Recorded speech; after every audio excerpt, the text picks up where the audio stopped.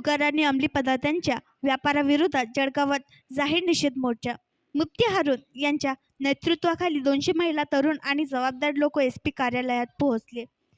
पिंपराळा, हुडको, ख्वाजानगरी, आझादनगर या भागात पोलिसांच्या नाकाखाली मोठ्या धाडसाने 2 नंबरचे धंदे सुरू आहेत. शाळा, मदरसे, मशिदीसमोर लहान मोठ्या लोकांसमोर सर्व काही चालते. निष्पाप मुलांवर खूप वाईट परिणाम होत आहे. वंश नष्ट होण्याची पूर्ण शक्यता आहे. त्याच्या डोक्यावर व्यावसायिकांचे हात आणि मोठे लोक आहेत.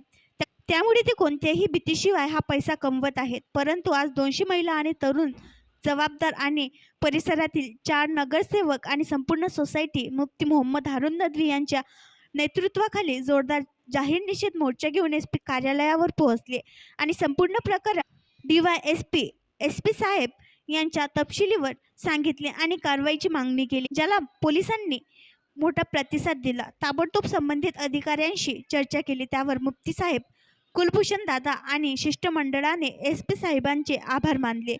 DYSP साहेब यांनीही महिलांशी बोलून कडक कारवाईचे आश्वासन दिले.